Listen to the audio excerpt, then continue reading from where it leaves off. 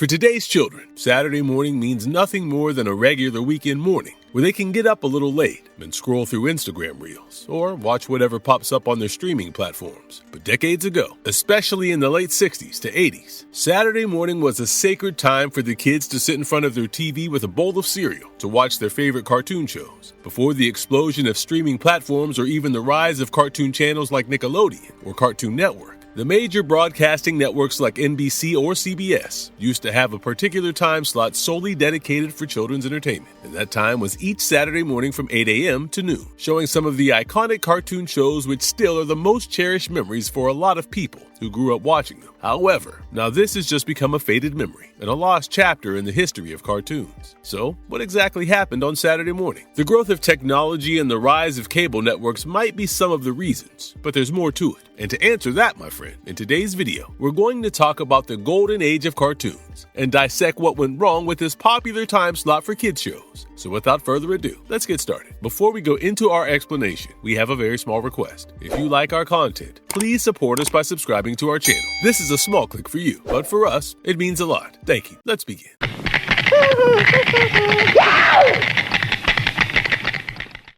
Origins and golden era of Saturday morning cartoons. Before television broadcasting cartoon shows, people went to movie theaters to watch animated series like Tom and Jerry, Looney Tunes, or Mickey Mouse. Then in the late 1940s, major TV networks introduced the idea of bringing cartoon shows into people's homes. In 1949, a TV producer named Jerry Fairbanks, affiliated with NBC, first produced a cartoon series for the Saturday morning children's slot. The first ever 4-minute animated series was The Crusader Rabbit, which looks more like storyboard pages than actual animation, created by Jay Ward, who later went on to make famous cartoon shows like The Rocky and Bullwinkle Show, Cap'n Crunch, and George of the Jungle. The Crusader Rabbit followed the adventures of a rabbit protagonist and his sidekick, Raglan, the tiger. In 1951, the show was abruptly canceled due to legal and financial issues, and because Hanna-Barbera and many other producers began creating smoother and funnier cartoons than Crusader Rabbit. Then the Crusader Rabbit. Thus began the journey of cartoon shows on Saturday mornings, featuring cartoons like Felix the Cat, The Rocky and Bullwinkle Show, The Huckleberry Hound Show, and many more. In the 60s, the Flintstones came out, an elevated sitcom animation for kids, even drawing attention from their families. The Flintstones achieved huge success as a primetime cartoon show, leading to the creation of more cartoons like The Jetsons and Top Cat, all produced by Hanna-Barbera. Each Saturday morning became the time kids eagerly awaited all week. But why was this particular morning a go-to slot for them? In the 1950s to 60s, most families had only one TV in the house, while parents would watch the news on television every weekday on weekends, especially Saturday mornings. They were often busy with chores or sometimes out at work. Kids who had no school on Saturday and no obligation to study right away would have the TV all to themselves. So, the major broadcasting networks like NBC, ABC, or CBS, or in short, the Big Three, saw an opportunity to create a programming block that not only invites a new set of audience, but also turns out to be a lucrative move.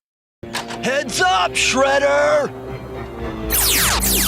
Oh. Commercialization and regulatory shifts. The network saw a big marketing opportunity, focusing on this particular time slot for kids whom the advertisements could easily influence. Yes, the demand for cartoon shows rose, and production increased, but making cartoon shows in abundance was literally high cost and laborious. Artists would have to make 24 frames for just 1 second of a scene, so you can imagine why the production house would demand more people, and of course more money. So the advertisers slid in. The sponsors and brands selling superhero figurines or toys saw the opportunity to collaborate with the network to make animations on their toy lines, like Teenage Mutant Ninja Turtles, He-Man, G.I. Joe, A Real American Hero, My Little Pony and Friends, and Transformers. Yes, all these iconic cartoon series were actually created to sell toys. On the other hand, cartoons like Pac-Man, Dungeons and Dragons, and the Rubik's Cube advertised board games. The advertisement blended so well with the animation that kids couldn't differentiate between them. Therefore, the children became increasingly demanding, begging their parents to buy them the toys that they saw on the television screen. Initially, parents complied with these demands, but later, the kids' unusual demands raised their eyebrows. It turned out that the sacred time of pure entertainment for the kids soon became a battleground of consumer cultures. The network had grown desperate from their ad-making business, rather than actually letting kids enjoy these shows. This angered many parents, leading them to form a parent group in the late 60s. In 1968, a parent group named Actions for Children's Television, ACT, was created to demand that the network improve the quality of children's shows and remove or limit advertisements on the Saturday morning cartoons. First, they watched shows like Romper Room, where nothing much happened, except a host directly advertising products to the kids. And then they went for superhero animations and cartoons that advertised the toy lines. Even in the 80s, they banned some cartoons, including the Garbage Pail Kids, which wasn't quite appropriate for the little ones. It was a bit scary because of its oddball, bizarre animation style. By the beginning of the 70s, parent groups began bringing these networks into the battlefield until the law intervened to regulate them.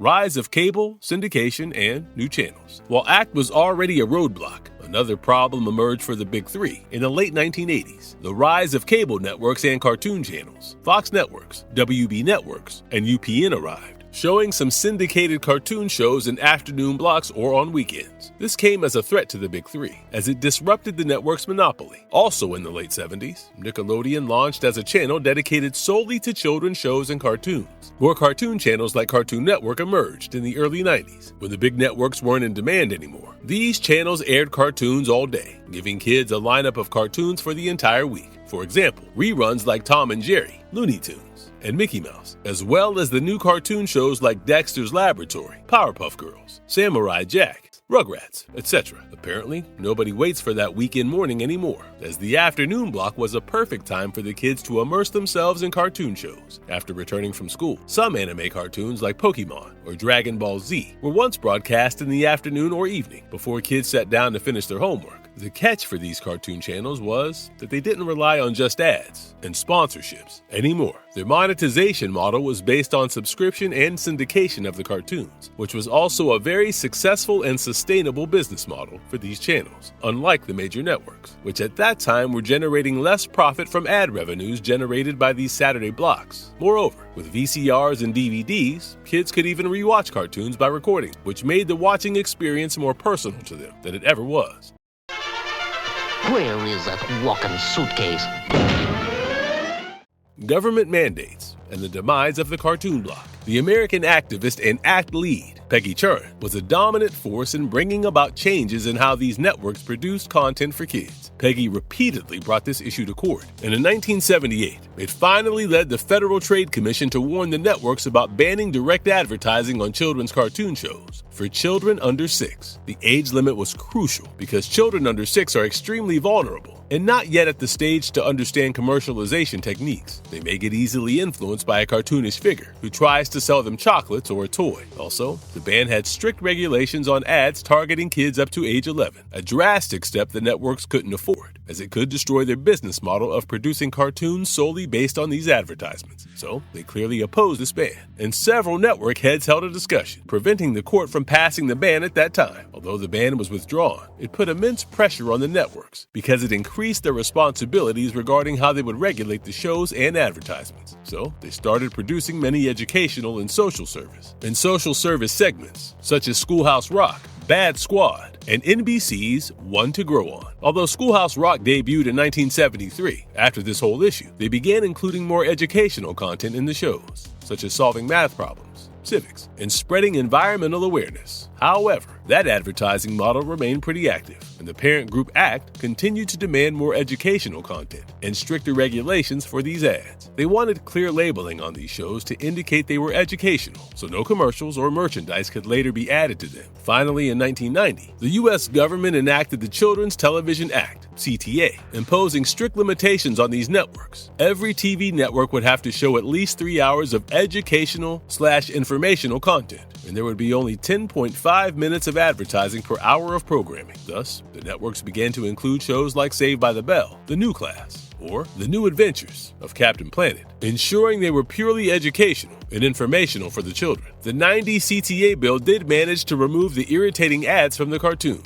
Still, the EI content brought by the network was no longer as funny as the superhero animation or the goofy cartoons the kids used to enjoy on those Saturday mornings. On weekends, they just wanted pure entertainment because education was meant for the rest of the week. However, the networks understood that the time had arrived for them to shift to live action shows rather than cartoons, which marked the beginning of the end. changing cultural and technological landscapes. With the emergence of arcades in the 70s and the VHS tapes and VCRs of the 80s, kids were introduced to something very different than just TV cartoons. The world has experienced a sudden shift across many technologies and media, including the entertainment sector. Saturday morning cartoons lost their demand to the new generation after watching cartoons became just a regular activity rather than a ritual. In the late 90s, the godfather of streaming platforms, Netflix, emerged, changing the viewing experience for these kids. Thus, in the 2000s, when Hulu and other streaming services emerged, demand for Saturday morning slots were greatly diminished. Video on demand and DVR services also exacerbated this situation, as kids now have access to cartoons on demand and at their own schedule. Kids completely lost interest in the boring, EI content on Saturday morning shows and became more interested in the dynamic cartoon shows and sitcoms from Disney, Nickelodeon, and even streaming services. Some social factors were also at play in this shift. Over time, women's position in society has risen from being just homemakers and raising kids to becoming working parents. Although neither of the parents is home much, the kids aren't left alone to watch TV the whole day long. On weekdays, working parents choose streaming platforms for more controlled watching time for their kids, while on weekends, they enroll their kids in sports or hobby classes, which also reduces their time spent watching TV shows. Meanwhile, another factor that emerges regarding this issue is the increased rate of divorce, due to which the kids aren't able to watch cartoons on weekends. However, many would disapprove of this idea, and it probably plays some role in fragmented viewership and changing habits over time. The final goodbye. When and why did they end? Finally, 2014 marked the end of an era of the Saturday morning block. The CW Vortex was the only remaining channel that broadcast Saturday morning shows till September 27th, 2014, programmed by Saban Brands. Vortex maintained the traditional Saturday morning ritual with shows such as Yu-Gi-Oh!, Zexal, Dragon Ball Z, Sonic X, and Digimon Fusion, as well as live-action shows such as Power Rangers. However, this programming block was replaced by One Magnificent Morning, an educational/informational animation program post, CTA. But that, too, didn't work because kids lost interest and their viewing habits changed. Therefore, on one fine morning in 2014, it was all gone. Before CW made this decision, ABC One Saturday Morning, which was later replaced by EI content, also came to an end in 2002. Afterwards, the boring educational cartoon shows also ended in 2011. NBC cartoon shows, under the Teen NBC name, also faded out over time, marking their end in September 2002. The Saturday morning cartoons that raised generations of kids who experienced some of the most iconic animation and classic cartoons on screen finally said goodbye to the young audience. Cartoons remain the same old cartoons that are now airing on Cartoon Network, Nickelodeon, and streaming services, which is why the kids of that time never quite understood this change, until one day, their parents told them the stories of the Golden Age. Many parents would still want their kids to experience the times they grew up with, but strategically, these networks can't return to this slot. The regulatory act is still dominant, and these networks can in no way profit from it. Also, the entire generational shift and advancing technology have brought about a vast change in how cartoons are viewed these days. Therefore, there's no way those days can return.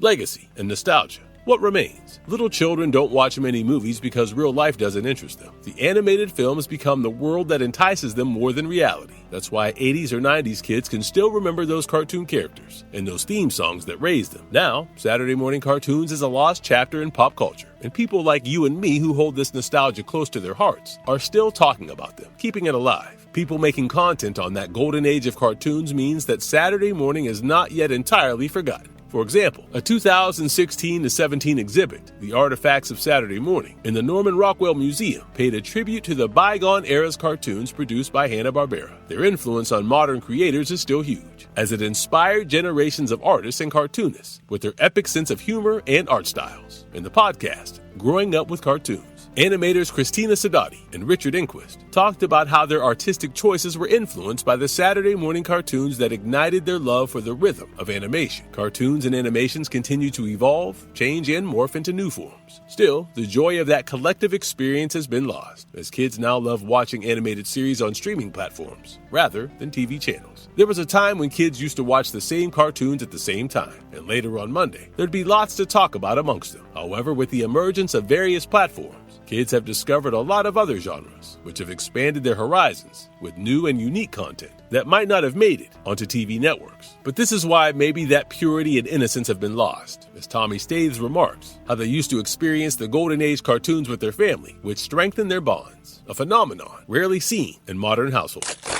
Marvelous verdict. In terms of loss and gain, we may find many things to talk about. After all, the growth of technology makes humanity progress. However, cherishing the memories of those days is what keeps the art and the artists alive. So no matter how modernized animation has become, one cannot forget the golden age of cartoons that pioneered these innovations. So on that note, our video is over.